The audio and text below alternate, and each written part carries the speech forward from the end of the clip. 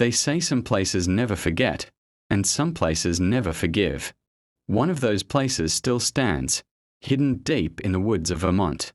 Locals call it Blackwood Asylum, abandoned for nearly 50 years. But its walls still whisper.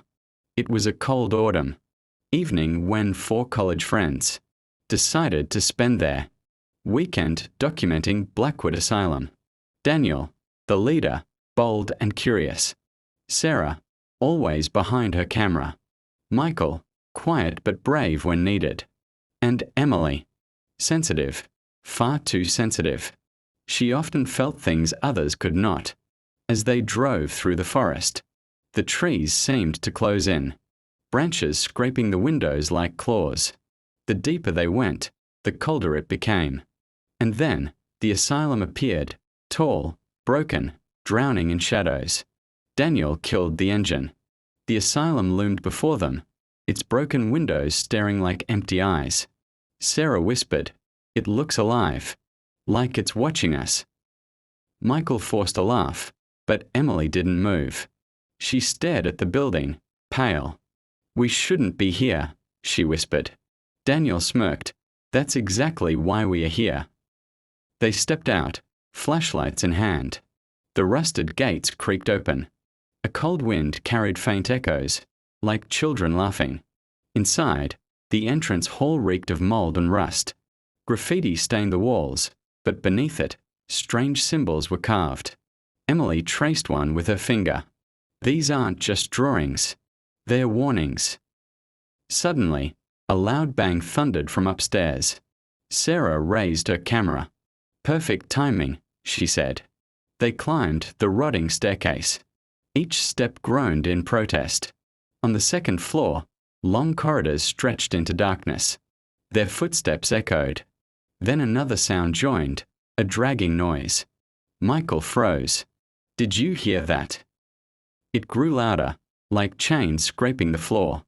At the end of the hall, a shadow flickered. Through Sarah's camera lens, the shadow appeared closer. Much closer. Emily clutched Daniel's arm. "She's still here."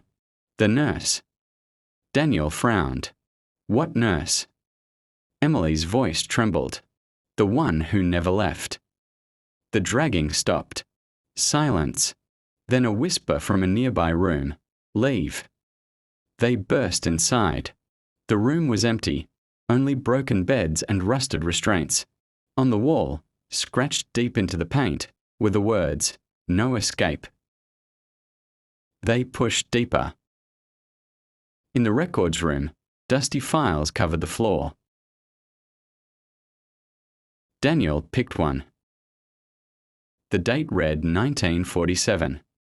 Patient number 132, Emily Harrington. Diagnosis, uncontrollable visions. Claims to see the dead. Treatment, isolation, permanent. Emily's breath caught. That's my grandmother's name." The room grew icy. Papers lifted as if by invisible hands. Sarah gasped, staring into her camera. "There's someone in the corner." An old woman sat there, glaring straight at Emily. But when Sarah lowered the camera, the corner was empty. Suddenly, the door slammed shut. Their flashlights flickered. Emily whispered, "She doesn't want us here. She's warning us." The dragging returned. Louder. Closer. Daniel shoved the door, but it wouldn't move. Then Sarah screamed.